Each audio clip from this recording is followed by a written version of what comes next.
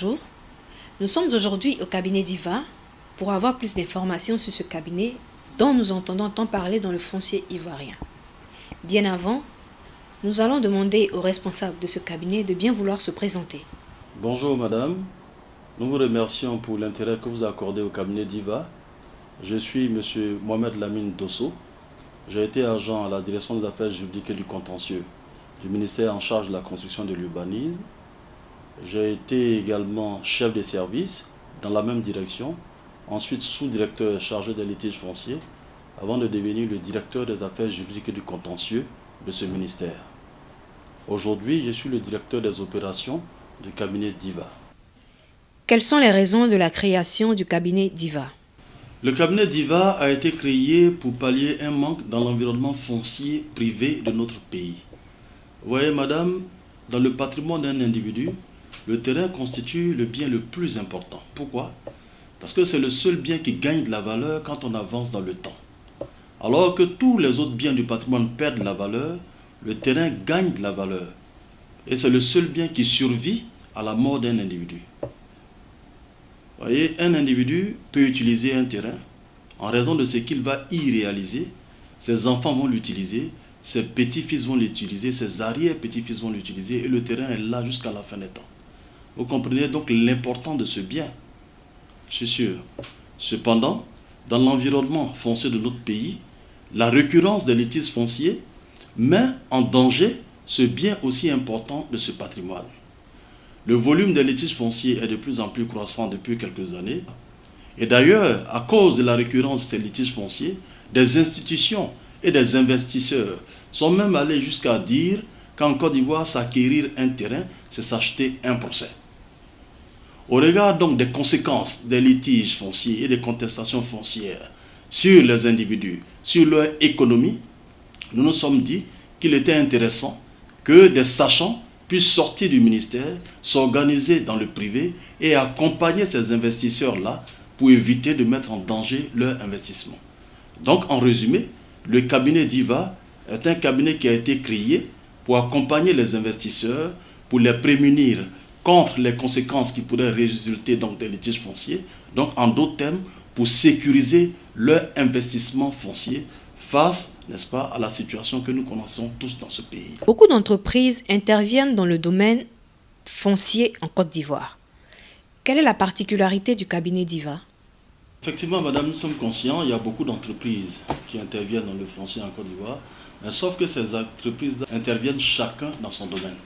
Vous allez voir des cabinets de géomètres, des cabinets d'architectes, des cabinets, de topographes, bref, tous ces cabinets interviennent dans leur domaine, mais dans le domaine du conseil foncier, le cabinet d'Iva est le tout premier cabinet en Côte d'Ivoire à accompagner les investisseurs dans leurs opérations de sorte à ne pas tomber dans des litiges fonciers. Donc autrement dit, nous sommes le seul cabinet qui accompagne les investisseurs pour sécuriser leurs investissements. Mais là même, c'est même pas, je ne pourrais même pas dire que c'est vraiment une particularité vraiment remarquable. Mais la particularité qui est la plus importante réside dans la qualité du personnel de DIVA. Le personnel de DIVA est composé d'agents qui ont une haute expérience et une grande qualification de la gestion foncière.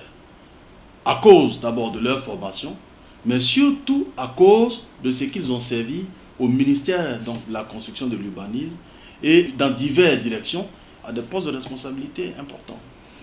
Alors, moi, dans mon cas, j'étais à la direction des affaires juridiques et du contentieux.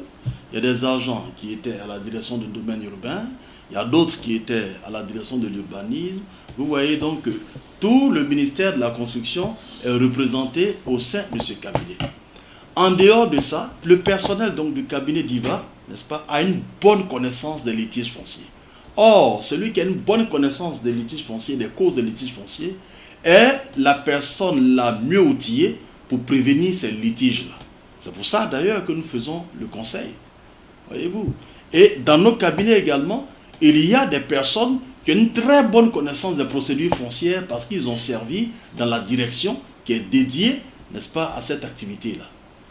Et il y en a qui ont une très bonne connaissance donc des procédures de réalisation des opérations foncières, telles que les lotissements, les aménagements et tout ça. Donc bref, je pourrais dire que le ministère de la Construction, n'est-ce pas, est représenté d'une façon technique au sein donc de ce cabinet-là. Mais là, nous sommes en amont pour pouvoir aider, n'est-ce pas, les investisseurs à ne pas pénétrer donc dans les litiges fonciers.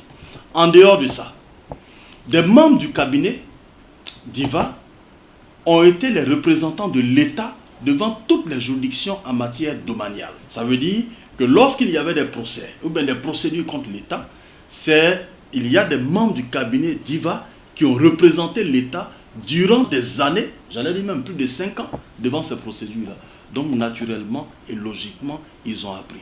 Ce qui est important, et même le plus notable d'ailleurs, c'est que les membres, c'est-à-dire le personnel du cabinet d'IVA, est ce personnel-là qui a conçu ou rédigé toutes les normes juridiques actuellement en vigueur de 2012 en 2017, n'est-ce pas, dans le milieu du foncier.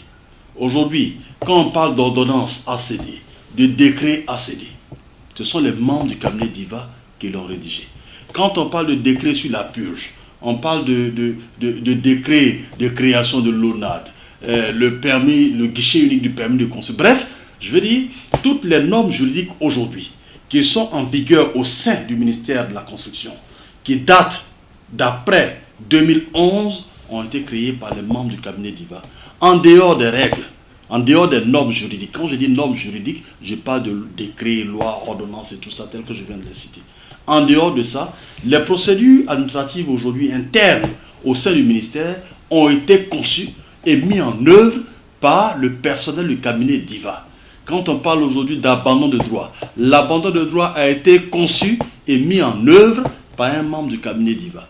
Et il y a beaucoup de procédures comme ça internes au ministère de la Construction qui ont été conçues et mises en œuvre par les membres du cabinet d'IVA. Alors donc, qui donc peut connaître mieux mon enfant que moi? Vous conviendrez avec moi que je connais mieux mon enfant que vous. Alors donc, en ce qui concerne aujourd'hui la procédure foncière, le cabinet d'IVA est le cabinet le mieux outillé et c'est ce qui fait notre particularité par rapport, n'est-ce pas, à tout autre cabinet, n'est-ce pas, qui pourrait intervenir donc dans ce milieu-là.